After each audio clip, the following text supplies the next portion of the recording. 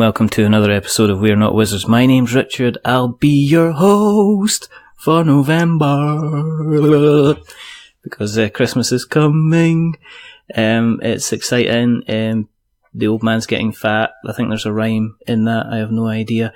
But maybe the old man's getting fat because we're going to be maybe feeding some carnivores, maybe some dinosaurs, some vicious velociraptors or T-Rexes, because we're going to be talking about, on Kickstarter right now, it's Dino World, which is a dinosaur-themed roll and write game, which is coming all the way from Alley Cat Games.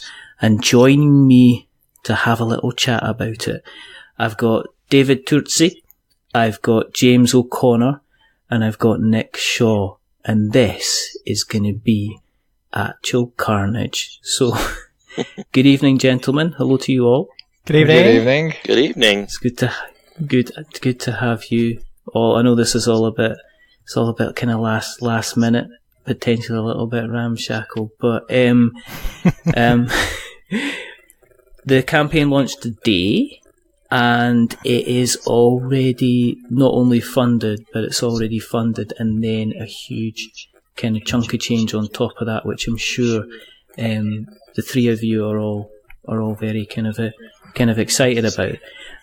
For people who haven't listened to us before, thank you for coming along and listening to us. The reason that we do this is because there's quite simply not enough podcasts out there about board games, and there's quite simply not enough people out there who have done like far too many episodes and just cannot be stopped and must be stopped at the same time. And the second reason that we do this is Caezar is a friend of the show, and he actually said he didn't want to come back on.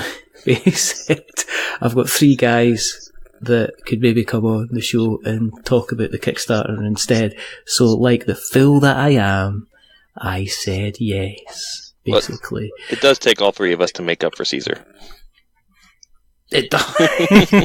Very true. Yeah, you're kind of right. You're kind of right like that.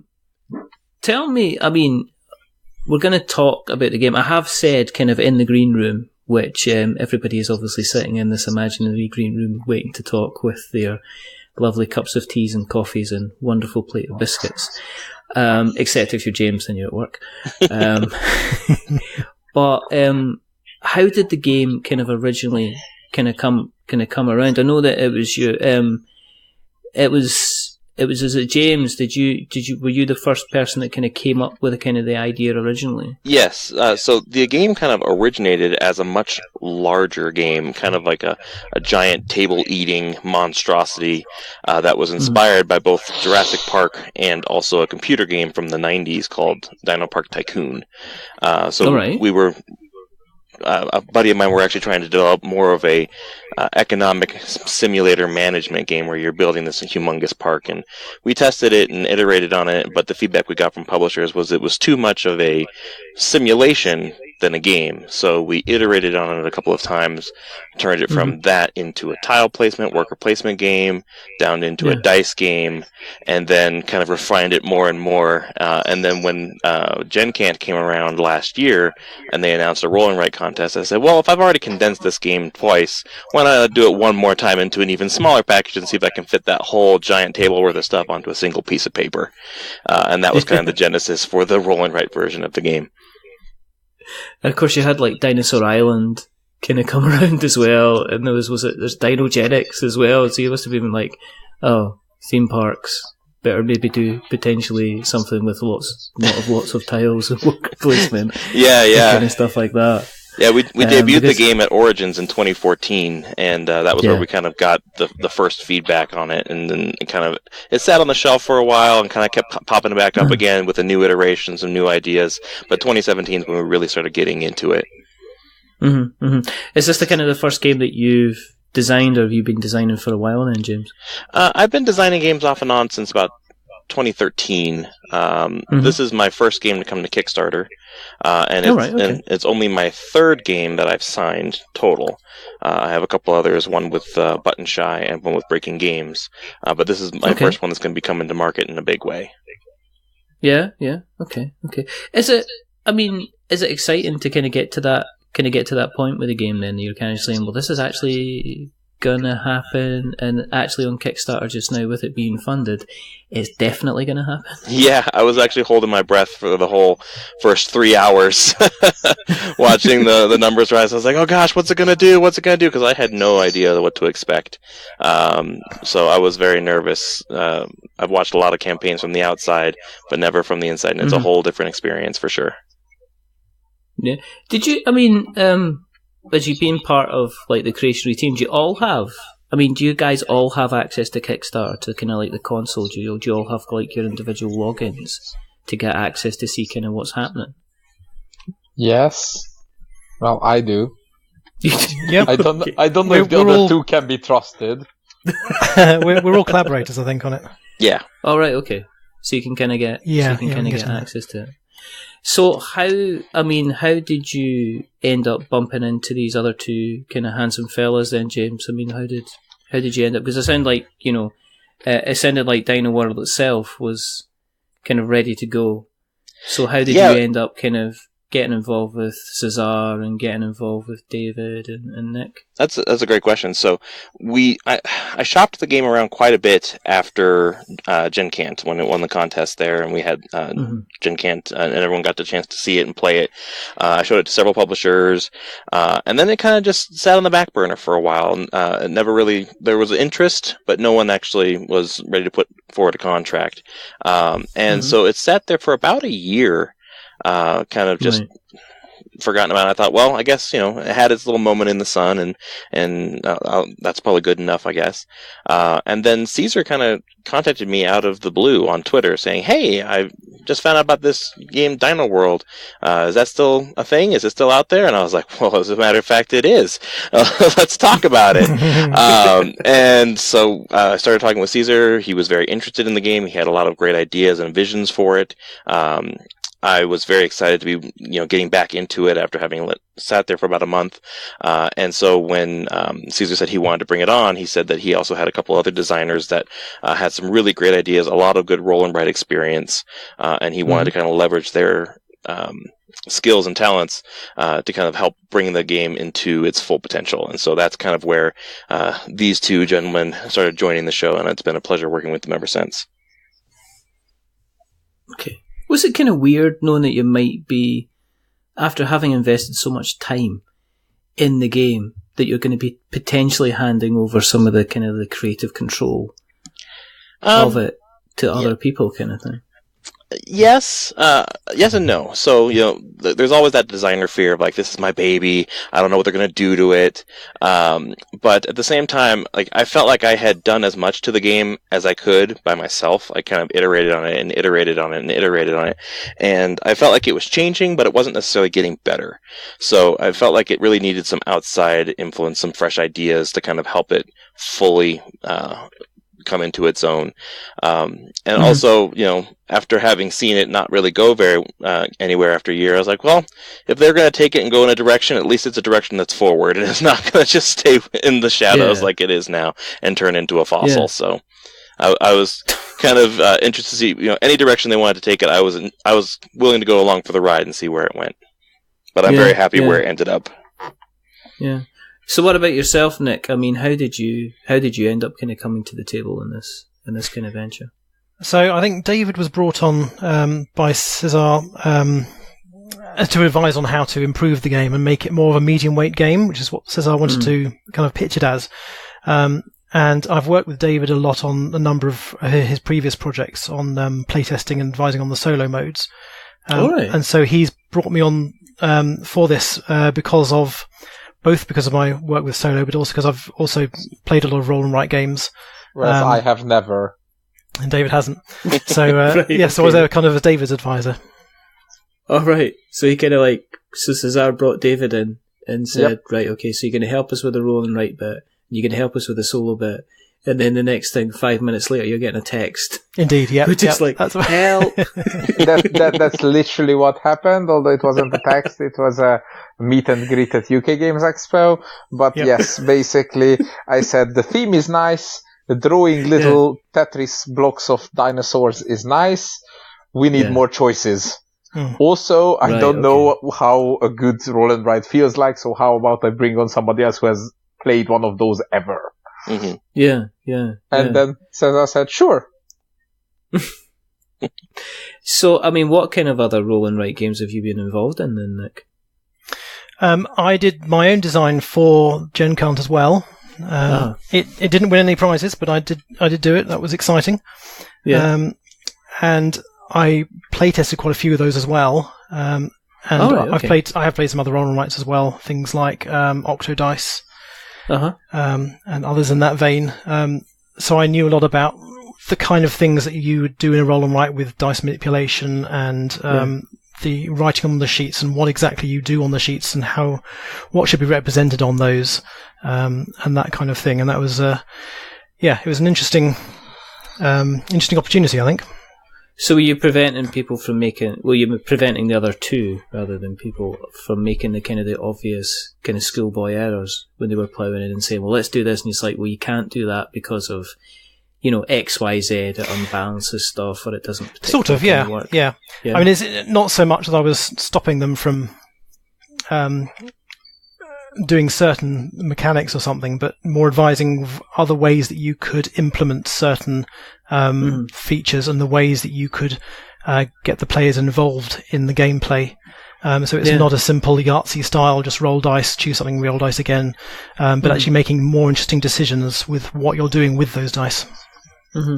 I mean, for people that haven't played roll and write before, I mean, you're probably the best person to ask what makes a roll and write? What is our roll and write, Nick? That doesn't make a sentence, but it's a very interesting question because it's not actually a mechanic on Board Game Geek. It's kind of grown organically over the last few years. Generally, a roll and write game is a game where you roll some dice. You do something with those dice to write things physically onto a player sheet or a shared sheet of paper. So you've got a pencil and you're actually writing permanently onto these sheets, and you have a whole pad of sheets that you'll use, one per game. They lend themselves nicely a lot of the time to having a lot of players. So a lot of roll and writes. If you have enough sheets, you could play in theoretically unlimited number of players, which people have done. Like Rado did his run through of Avenue on his channel, where he got watchers to play along with him, and so that's the kind of thing you can do with roll and writes there. So it's kind of more. You don't have to worry about the components as much as long as you've got a pencil and there's enough space in the pad. Relatively, that's right. Get so a you lot have more people kind of playing. Yeah. So you just need the dice and a copy of the sheet. Sometimes you just need one person to have the dice, and then you just have everyone else can have a sheet, and then you share that. And it just works like that. There are some other extensions of the roll and write genre, which are uses cards rather than dice. So things like Welcome To, which is a recent popular one, where you flip the cards, and the cards have some kind of dice-based like thing on them. And Avenue does that as well, where you have cards as well that you're flipping, and they're often called something like Flip and Fill or like that. So you can have. There are different things that you can do in the genre. Okay. Do you think there's an attraction with that because kind of the roll and write kind of genre doesn't rely on having multiple massive numbers of kind of components and kind of production? I think so. Yeah, in order to kind of make it work. I think it's very popular, especially because of the portability of the games, where you can take a sheet of paper and a few dice, and that's all you need. You always have a pencil on you, you can take it on holiday. You can take it to down to the pool to play, things like that. It's very portable games. They're very often small boxes, so they don't take up much space, and so I think that's why they're quite popular. Yeah, I've actually seen pictures of people who have been playing it in the park. They've taken it to libraries and done it with large groups of people at conventions. It's very popular for that reason, because of the unlimited player count and the portability, like Nick mentioned. Yep. Mm-hmm. I mean, David, you've been involved in a couple of kind of well-known kind of bigger games. I mean, Anachrony kind of being being one of them. Was it a bit of a challenge for you to kind of approach this, maybe knowing that you couldn't say, okay, we could have this deck of cards, or let's bring some additional components kind of in? Were you having to look at things from a slightly different perspective from the kind of the design point of view when you were looking at this game? Well, I mean, if I ever design a roll and write from scratch, and I do plan on doing that, I know I will struggle with keeping it on the low end. On this game, I had the luxury of somebody doing the legwork, and all I had to do was play it and say how would I do the exact same thing better, as in what I would add to make it tougher choice, more fluent, less random, etc. You know, things we consider improvements. Yeah. So really, all I asked was, because the original game was just dice and paper, all I asked was, can I get one deck of cards? Yeah. And Caezar said yes, and I was like, all right, I promise not to ask for more than one deck of cards. Has David been sneaking stuff in yes, to the design and the process? others have been sneaking them out. That's right, yep. I mean, I was actually quite surprised that there are only 3 dice in the game, because the last time I tried it, my version needed a lot more dice, and then they were like, nah, we don't need that. This is simpler this way. People will like it more. You can just imagine it's kind of like, David, what's that? It's a diplodocus, and it's a brachiosaur, and David, do they need to be 3 inches high? Well, beautiful miniatures. I thought they added kind of to be honest, because the first thing that people know about me is Anachrony, which is obviously huge on the table and 10 billion chits. They assume that every game I make wants to be 10 billion chits, which as lovely it feels, is only true for the games I do with the publisher of Anachrony, because that's the sort of games they like. Whereas for me, the core thing is that everything that's in the game has to involve a strategic choice. I can do A and move in direction 1, or I can do A and move in direction 2, or I could do a B and do something completely different with it. And the small game will have 1 or 2 A's and B's with 1 or 2 directions, and the big game, like Anachrony, will have 10 A's and B's with 1 or 2 directions each. So everything needs to be there for at least 2 reasons, and usually no more than 3 reasons, so 2 or 3 reasons, and everything should influence your long term strategy, and everything should have a risk, either a risk reward or a short term, long term trade off.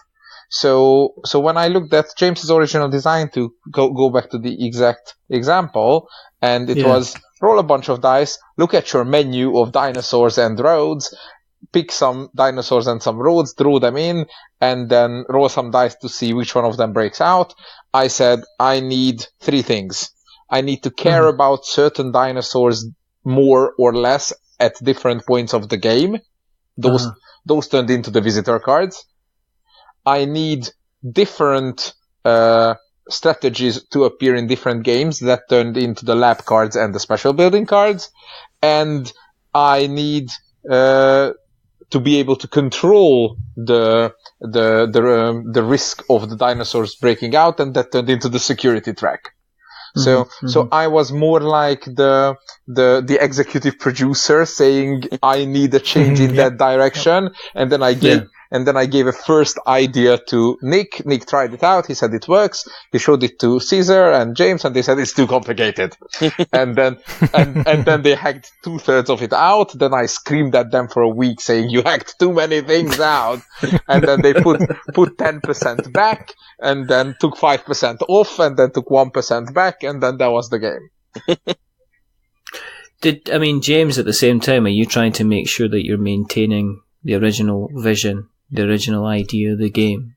I mean, are you still trying to kind of say, well, I kind of like having that there. Can we not just have that there? Thanks. Yeah. Kind of thing. There's definitely an element to that. The game it won the Roll and Write contest for a reason. People played the original Gen Cant version and they liked it. I got a lot of positive feedback. There were some definitely broken parts to it for sure. And so it definitely needed some development. I think the things I wanted to maintain the most were, the pictographic example of drawing your park, actually seeing it, putting the dinosaurs in there in these little polyhedral shapes At no point was I trying to remove that. No, nobody was, because I think everybody all liked it too. But it was definitely a touchstone for me. Being able to draw your park. I really wanted the ability to have it be playable with any number of people. At one point, we were kind of looking at maybe scaling it down, saying, "Okay, this is going to be at max 9 or 8 or 9 people." And I was like, "No, we have to have the unlimited player sheet function. I mean, people want to play this in large groups. We want to play it in small groups. People want to play it with solo." So I really wanted to try and maintain that.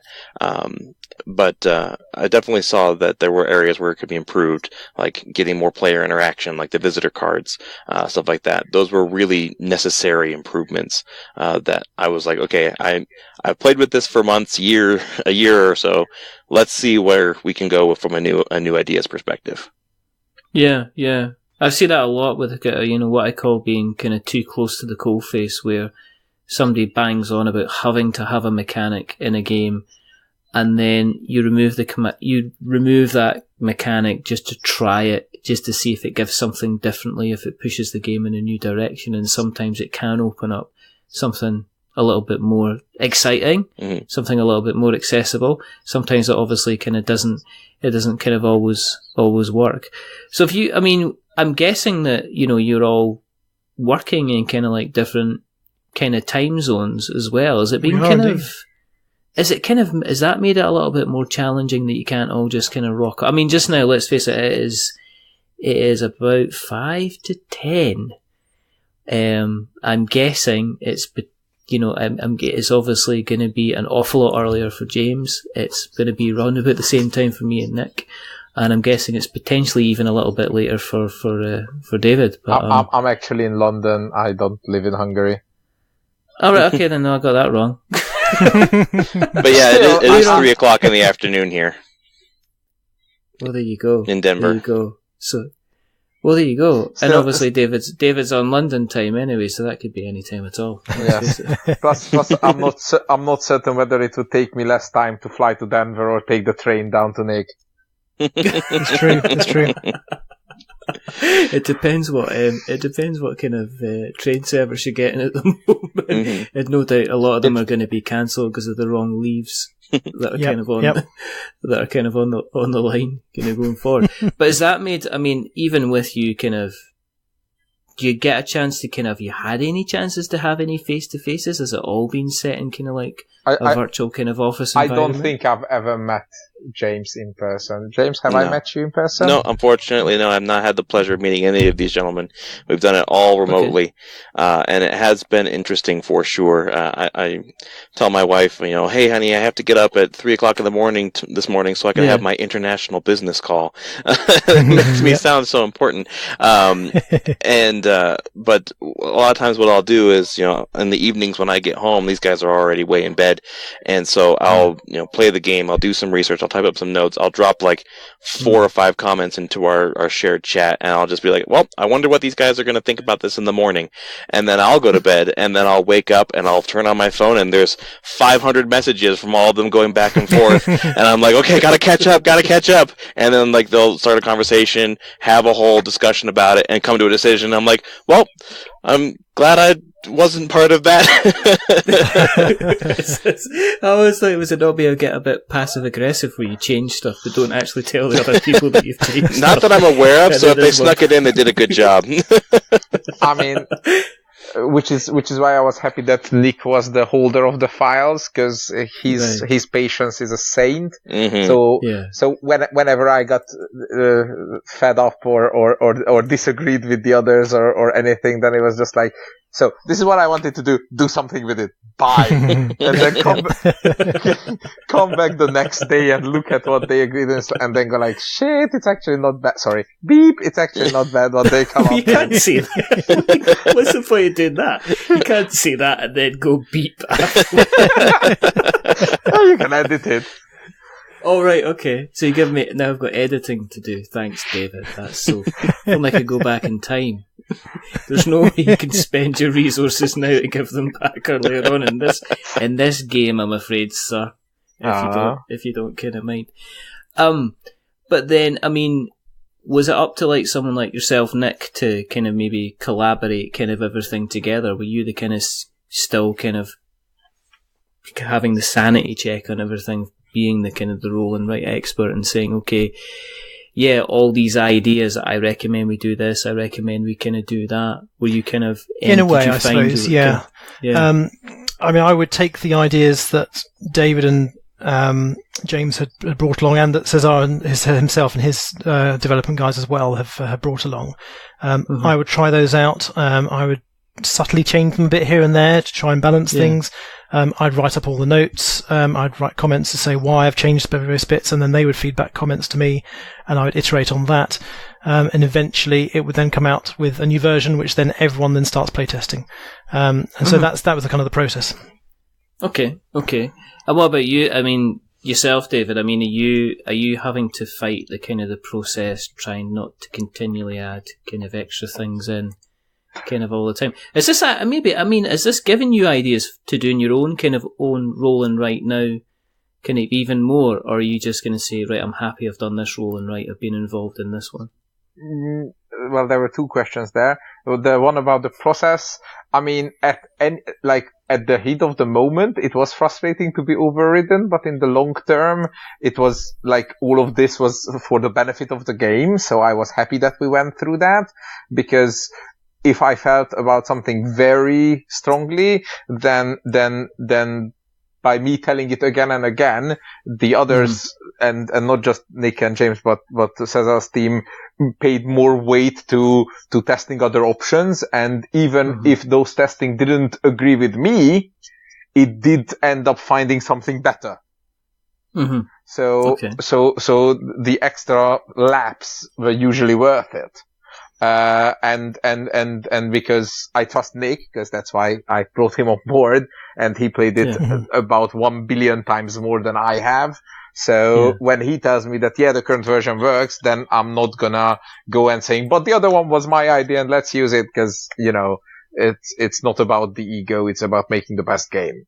Your other question was, what have I learned for my own future roll and write game? Right now, I'm just worried that my own roll and write game will be extremely unsuccessful, because I don't want it to scale for any number of players. I don't want it to be playable in the park. So now I'm like, nobody will like my game. So is this what you're going to do at the last minute? You're going to come in and sabotage a few things on He's like, oh, somebody deleted the Kickstarter campaign. Who was that? You see David running off in the distance, laughing hysterically. Very, very funny, but unfortunately I'm a bit more on the professional side for that. We'll see. Time will tell. Let's get into the game itself, okay? Because obviously there's no point in us having this conversation. It's the same. This is how I work. We do half an hour of chat, and then we actually decide to tell everybody what the game's about in the first place. James, because this is your baby, do you want to, for people that are listening so far, and God bless everybody for listening so far, and after David's terrible ranty swear that he had. Thank you. Oh, nice. I can edit you, James, you want to tell us about Dino World? I mean, how you play it, the kind of the base mechanics for people that are kind of listening and, are interested. Sure, definitely. So it is a medium weight roll and write game. All you need is the pad of paper, pencil, and a deck of cards and a couple of dice, and that all comes in the box. And what you're going to do is, for a small group game, you're going to throw out some visitor cards between all the players, and those are the kind of the goals you're setting for yourself. Like, I want to have this number of dinosaurs, I want to have these kind of features in my park. And so that gives you kind of a starting direction of something you want to do. Then every turn you're going to roll the 3 dice, and that's going to give you some numbers that you can use in your park. You can use numbers to build dinosaurs. You can use numbers to build buildings. and you can use numbers to draw paths inside the park. Paths are important because you're going to need to go from the entrances that are pre-printed on the map to the dinosaurs that you put into your park eventually. So obviously, if the visitors can't get to the dinosaurs to see them, they don't do you any good. So you will be drawing. We have 6 dinosaurs that are in the basic game, and so you'll be drawing those. They're all in different sizes. You can choose the size and shape of the pen based on the values that are printed on there, and so you'll choose a dinosaur, put it in there, make sure it's connected to the paths, add buildings that'll give you special abilities or bonuses, and then after all that's done, you will go and check and see if the dinosaurs have escaped in the game. Let me back up 1 second. So we do have 2 versions of the game. There's the light mode, which is exactly what I just described, and then that's the end of the round. And then we have a danger mode, which is all of that plus now the chance of dinosaurs escaping. So, so that's where the dinosaurs kind of fight back a little bit. So if you're playing the danger mode, then you'll check and see, okay, based on the statistics of my park, based on how much threat I've added by adding certain dinosaurs and how much security I've invested into my park, I'm going to roll some dice and see, okay, this is how these dinosaurs are going to behave, and this is whether or not they do damage to their pens and possibly break out, damaging other pens, which can lead to cascading breakouts. So there's a little bit of a push your luck. You're trying to conserve resources. You're trying to make sure that your park is secure, but not overly secure, because putting too much money and time into security costs money and time, and you need to use that for other things. And so that's kind of the general cycle of a round. So everybody plays at the same time. You're all going to be using the same dice. So at the end of the game, you're all going to have wildly different parks, but you all use the same values to get there. So it lends itself to a lot of comparison. Right. Yeah. Okay. So you can say, oh, well, this is what I did when we got those values. I used it to build this Brachiosaurus over here. Oh, well, I used it to build lots of paths. So you can say I have these branching paths over here. So that's another one of the original features of the game that I wanted to make sure was preserved, was that everyone was working off of a shared pool that lent commonality between the parks. So as the game progresses, basically organically, there might not necessarily be a strategy that evolves, because it's random based around the dice rolls, but then it's also going to be random based around what people decide to do at that kind of certain time. So that naturally obviously gives its own sense of replayability for the game as well, yeah? Yeah, definitely. So you'll have these goals that are put out with the visitor cards that say, okay, I want to have 4 Brachiosaurus in my park by the time it ends. So you will be kind of using the random dice that you get with some manipulation abilities that you can unlock to try and get to the values that you need to complete your goals. But you're also a little bit at the whim of the randomness of the dice. But because everyone is sharing those dice, it makes for a very smooth playing, very common experience, so that everyone is no one gets kind of messed over by the dice, so to speak. Okay. With it being the structure that it's in, does that mean that the 3 of you have been able to look at kind of expansions, different scenarios and stuff like that as well, kind of bringing in different variations of the game and things like that? Definitely. Yes, indeed. Yeah. Yeah. Is there anything that say yourself, Nick, is that, with you being the kind of the roll and write expert, and I'm going to keep coming back to you as the roll and write expert, like the BBC would do if they were interviewing somebody about roll and write. But again, have you been able to give guidance about kind of what's expected in kind of different iterations of the game, what potentially could be expansions, like what would kind of work and things like that? I certainly have. I've suggested certain things that could be added later on as expansions. As something that James has always said early on, is that we can always add more dinosaurs to do different things. Different dinosaurs can have different threat. They can have slightly different mechanics, possibly. And then I've been adding in things like other special buildings and different research labs, which allow you to do various break the rules slightly in various ways. So I have been doing that, but it's been very much a collaborative process, I think, with everyone suggesting their own ideas, and I'm just kind of collating them and trying to kind of reality check all those suggestions into something that will actually work. For yourself, David, was working on kind of looking at kind of different expansions and things like that. Was that a different approach to how you would have looked at kind of expansions to, say, for example, for Anachrony, for instance? I don't think comparing the development and the expansion process of this game to Anachrony would be fair for either game. It doesn't weigh 30 pounds. It doesn't make the cut. You're joking, but also you're not joking. So basically the way I approached potential expansions for Dino World, and I think all of my ideas ended up on the we'll get back to later, nice try, buddy pile, was that what else could I do on my turn that somehow benefits to my game and somehow doesn't take away from building the park. And I think the only one that I actually protoed and sent to Nick died because it was either you use it and then you gain some and then you miss an action somewhere else, or you don't use it and then what's the point of having it here? So yes, this is a very interesting case study for me because I can't just add 10 more things to it and thus justify the other 9. But once I catch up and play the final version with all the advanced bits that the guys have been playtesting the past few weeks, which unfortunately I completely missed, then I hope to get inspired again. And if Caezar wants to get back to this project in the future or in any way, then I'll be here annoying the beep out of them. Yeah, and we are definitely including a couple of expansions in the Kickstarter campaign that's going on right now. So we've got in the map of the park, there's a lake in the center of it, and that was kind of meant to kind of give the terrain some feeling of like, I can go this direction but not that direction. Kind of meant to be an obstacle to give it a little bit more organic sense. But we're actually using that park now to build aquatic dinosaurs. So you can actually draw different kinds of dinosaurs into the lake or expand the lake.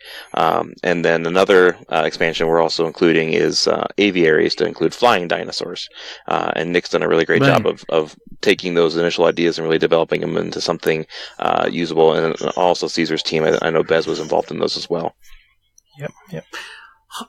I mean, in terms of like stretch goals, I mean, let's jump into stretch goals because you're going to hit some. I mean, you've probably already hit some already.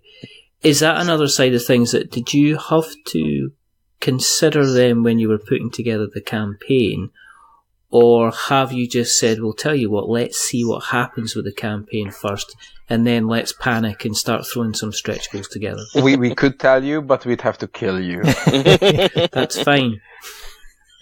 If you take the train, that'll give me enough time to probably give me enough time to get away and retire, actually, to be perfectly honest. But so stretch goals were, we did discuss them.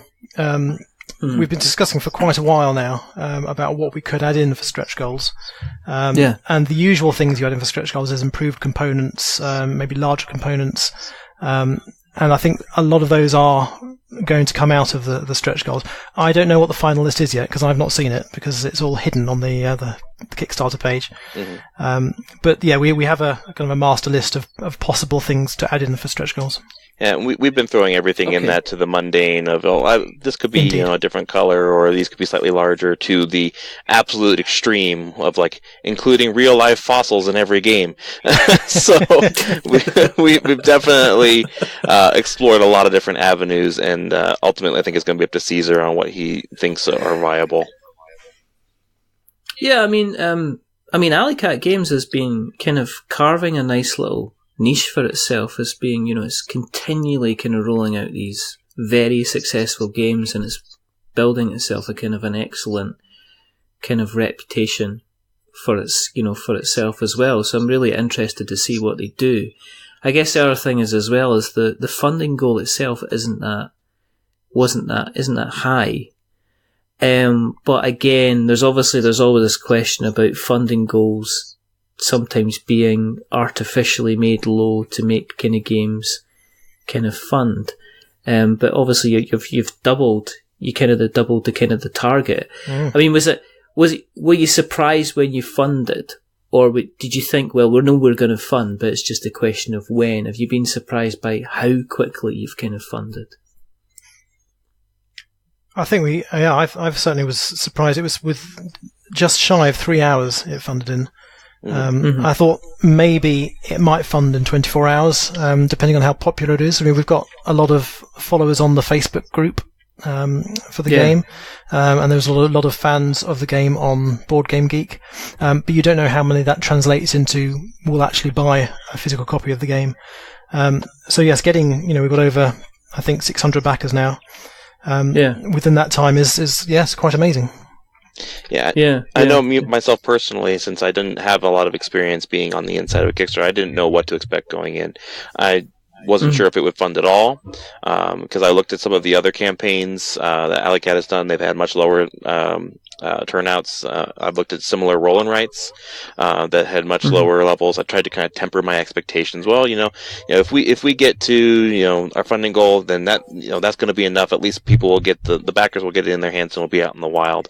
But I had the secret hope that maybe this would explode. But when it funded in 3 hours, I was blown away. I was absolutely over the moon. I did not expect it to go that quickly, for sure. And for you, David, is it kind of strange looking at like a game like this and reaching like reach 16,000, where something like Anachrony was did 6 figures to huge amounts? I mean, each game has a price point, has an expected number of backers based on the publisher's reach, as in marketing firepower, other selling points, etc., etc. And then you multiply those two numbers up, and then that tells you how much money you hope to get. And then you set a number which is both big enough to fund your production and small enough to hopefully fund in a day or two max. Because Kickstarter reacts weirdly to projects not funding in the first day or two. Everybody assumes it's doom and gloom. What are your thoughts on that? David, having some experience, obviously, in the Kickstarter space now. I've been backing games since 2012. Back in 12 and 13, this was not how Kickstarter worked. Now it is. Deal with it. To me, it just means that if you think your project's gonna make 70 grand, then set your funding to 10-ish grand, so that you fund in the first day, and then using the rule of 40, 30, 30, you're gonna get enough money to make it to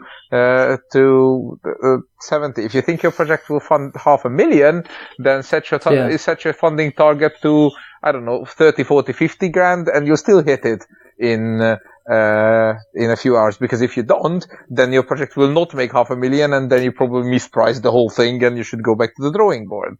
So this is just product development, and I've now done this twice with Mindclash games. Obviously, those are the biggest, because out of the publishers I work with, they have the biggest games and the biggest reach, so multiply those numbers, you get very big ones.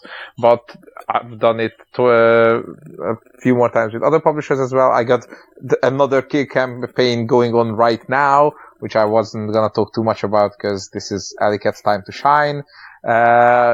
But, it's all about managing your own expectations, and I'm very happy with how Dino World is doing, and I'm very glad I could help James bring out his dream to the big world, because I remember how it was for me in 2013. The first game of mine got published, and that made 57 grand on Kickstarter for a big-ish box game, which in today's world would be a horrible disappointment, but back then it was like, oh my god, my dreams are coming true.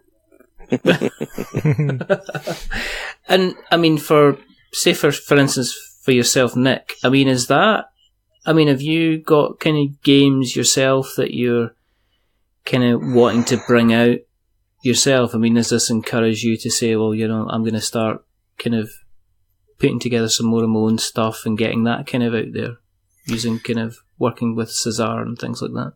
Certainly. I think it has pushed me to think it's worth trying to pitch some of my designs to publishers. I haven't done this before, pitching to publishers, simply because I haven't had the time to invest in doing that. But it's I think it's encouraged me to pursue that more.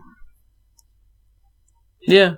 I mean, in terms of kind of going forward for someone like yourself, James, has that encouraged you to say, well, I mean, I'm guessing there's a pile of other games that you would like to get created. I mean, normally games designers don't just have the one game kind of sitting in the background.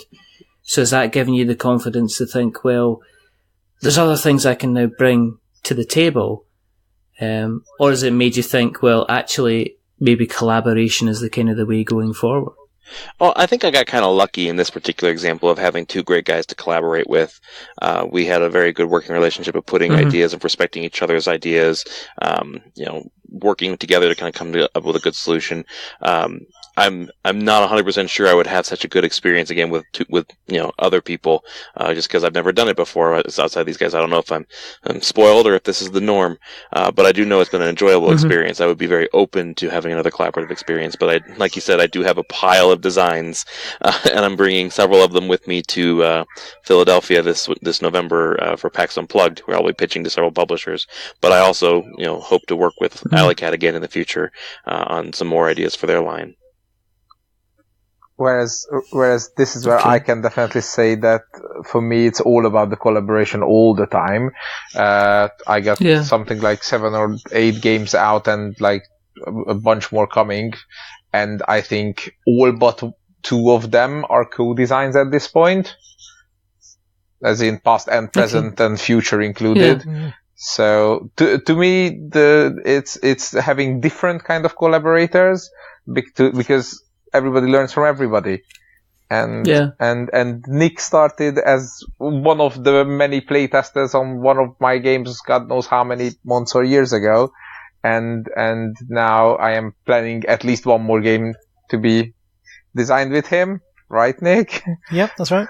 It's just kind of like, he's not agreed to me yet, but if I get him to say it on air, at least there'll be at least 4 people that have heard it happen. He already booked the train ticket, so Indeed, he either wastes 20 hours of travel or he gets a game out of it. I know it's James, but what's the game that you've kind of got out at the moment, David?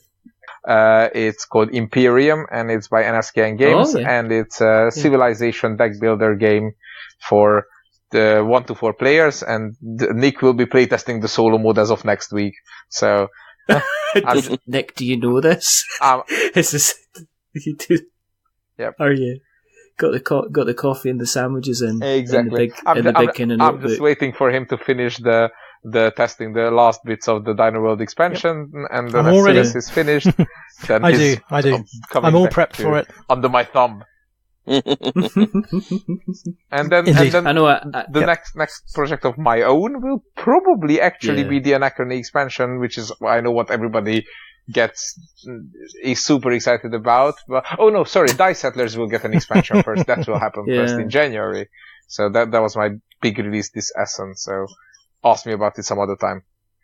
Are you doing Petrichor as well? Yes, Petrichor is Dave Kirkhope's game, and again I improved it and then made some expansions for it, and we had a giant bee at our booth in Essen. I was even dressed up as a bee. You can find the pictures online. I gotta see that.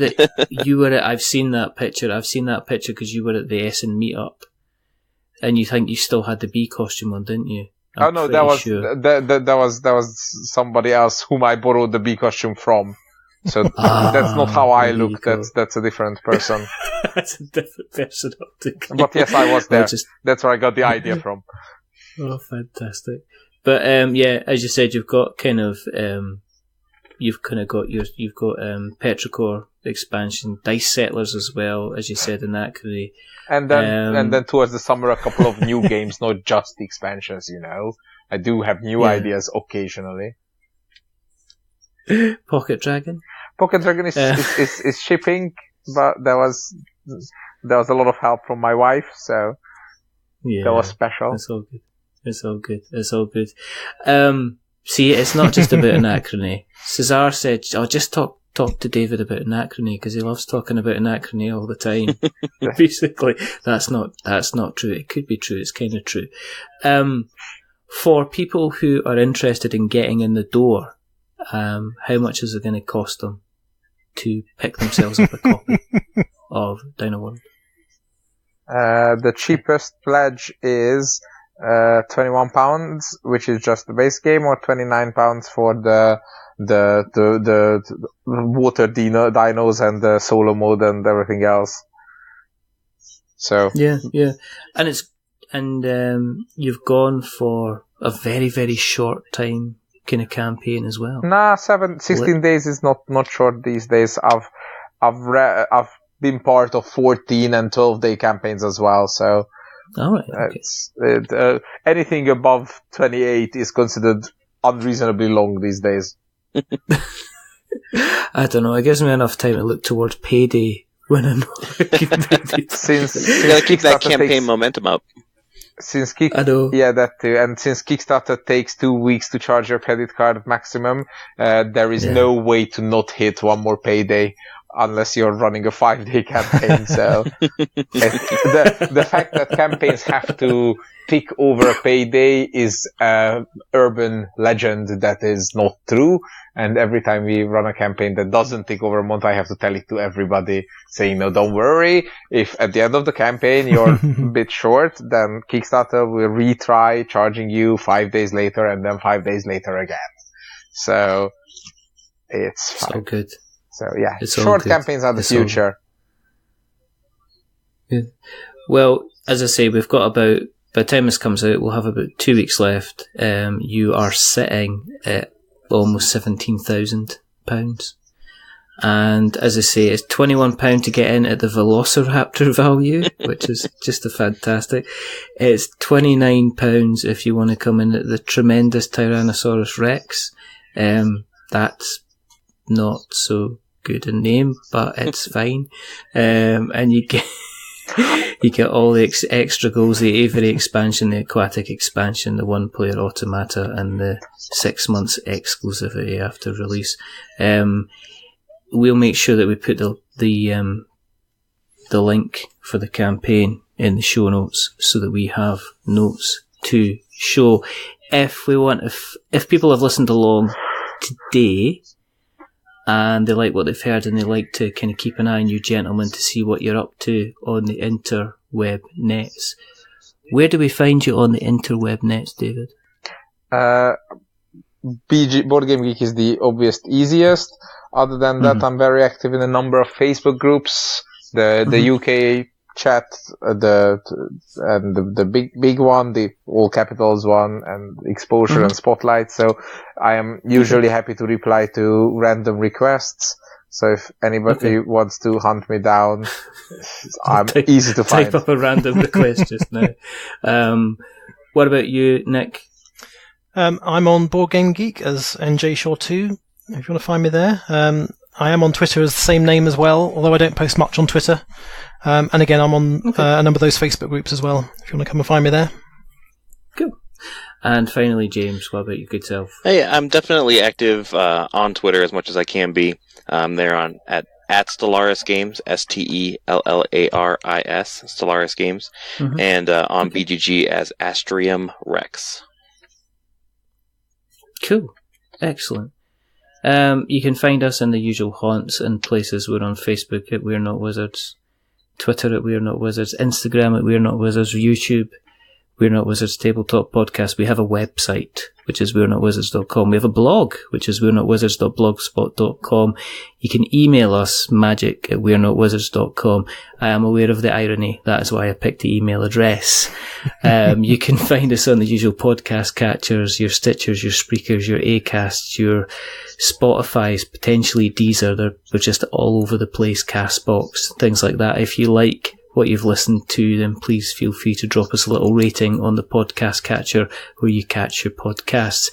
If you like us even more, then please consider going to the Apple Podcast place, and therein drop us a rating or a review or even a subscription. If you are going to drop us a rating or a review, remember, don't give us 10 stars because that makes us big-headed, but don't give us 1 because it makes me cry and I'm an ugly crier. Give us something in the middle, like a 5, because it's average and we are just a little bit average. But the people who have not been average tonight is rather fantastic. They're rather wonderful. I have Nick, I have James, and I have David. and we're off somewhere off in the distance, probably worrying, asking, I hope he's not asked a whole pile of stupid questions as Caezar from Happy Games as well. But gentlemen, thank you very, very much for coming on the show. It's been a lot of fun. It's been a pleasure. There are only 2 more things to do. The first thing is to remember that we are many things, but we're not wizards. Are we wizards, gentlemen? We are not. Definitely not. I can't confirm or deny it. It's always one, eh? It's always one. I could guarantee I could have wrote that down, stuck it in an envelope like a magician, and pulled that out at the end and went, oh, is this the card you thought of? The ambivalent one. But if you did that, you would be a wizard. I would be. And I'm not. Or maybe I am. Check my Twitter profile. The truth is there. And the last thing is to say goodbye. So it's a goodbye from the wonderful David. Say goodbye, David. Goodbye. It's a toodaloo from Nick. Toodaloo. And it's a y'all come back now you hear from James. Y'all come back now, you hear? I can't believe he did that. Yeah, make the American do it. And it's a goodbye from me. Remember, stay safe, roll6s.com. And if you got yourself a pencil, if you got yourself a dice, if you got yourself a pad of paper, and you want to get all Jurassic, then check out Dino World. It's still out there. It's still funded. We'll stick a link in the show notes so you can hear that roar, as they would say. But until the next time, goodbye.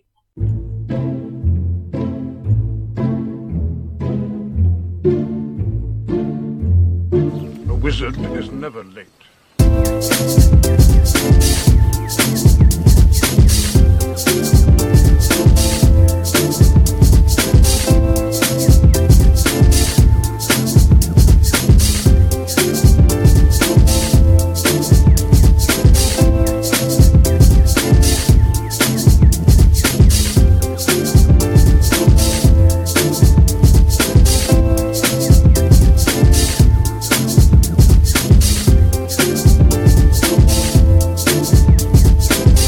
Nor is he early.